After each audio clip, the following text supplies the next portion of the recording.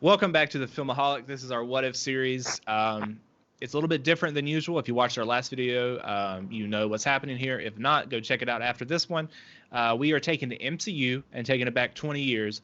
So the MCU started in 1988 instead of 2008.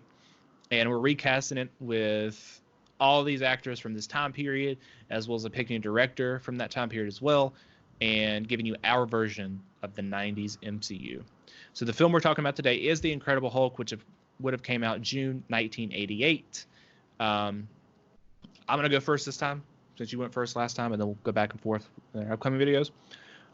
So the director that I chose for My Incredible Hulk, he's made several films at this point. And, he's has relationships with other big directors too.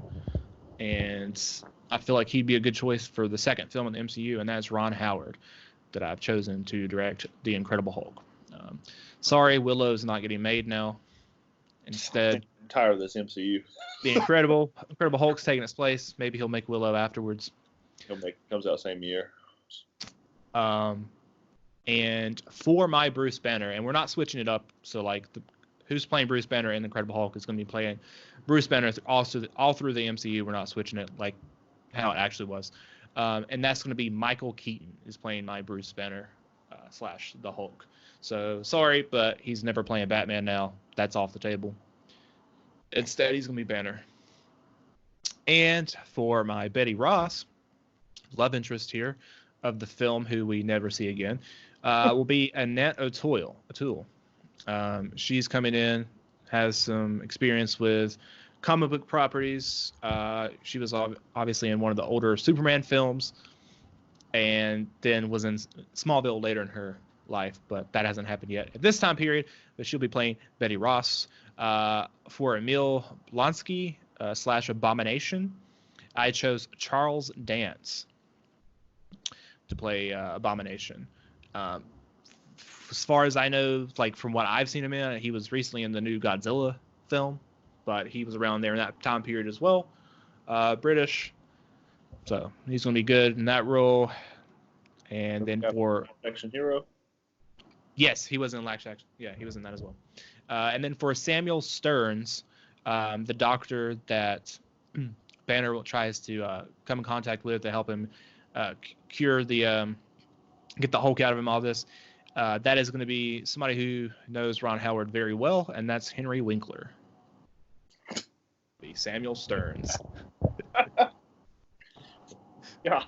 And then I'll give you my General Ross after you do your 4 there. All right.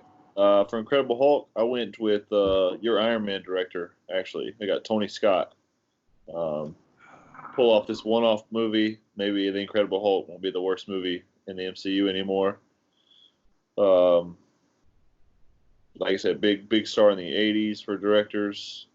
So he's going to get hired at some point. I think this would be a good property for him to go. Not saying I won't bring him back later. We'll change that up. But to start him off in the MCU, I'm using for this one.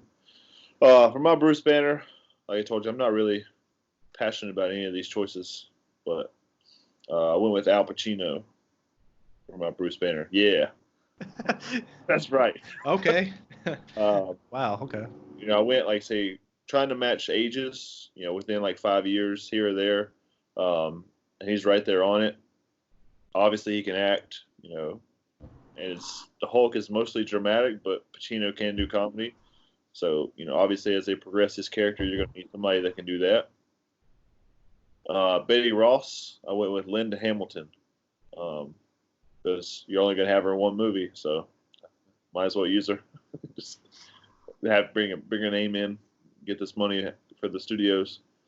My Emil Blonsky, I got Nick Nolte as the villain. Just terrifying person. Everybody can be scared of him on the screen. Well, he's no stranger to the Hulk. I mean, he was in that 2003 Hulk. I mean, that wouldn't happen now, but no, it's not happening. You got a good chance of getting him here. Yeah, it's just terrified me. It's even more than Thanos.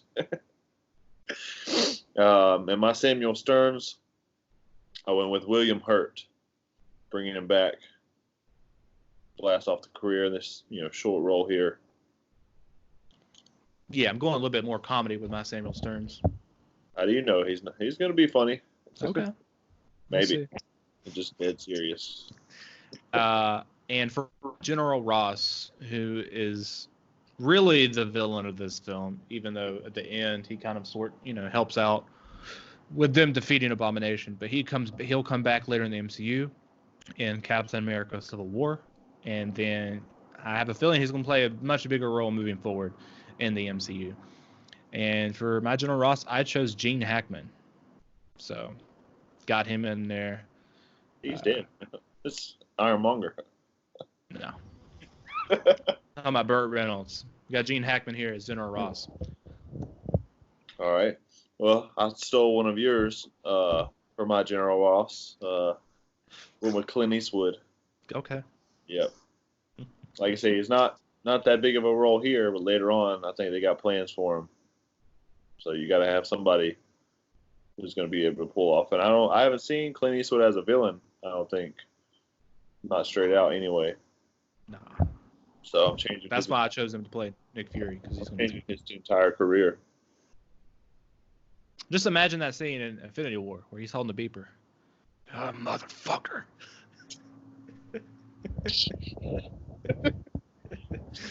I'm just ready for him to be Red Hulk. Yeah, you're going to see Gene Hackman as Red Hulk, too. That's going to happen. It's going to end up, when he plays Red Hulk, not only is that going to be his last time in the MCU, when we get there in the early 2000s, that's going to be his retiring role. I was working on Mooseport, wasn't it? That movie doesn't happen now. What are you going to do if they keep bringing him back? He won't retire. I'm going to retire. Paycheck. It'll happen. All right, guys. That's our Incredible Hulk. June 1988. Next episode will be Iron Man 2, which would have came out May 1990. Thanks, guys. Don't forget to like and subscribe.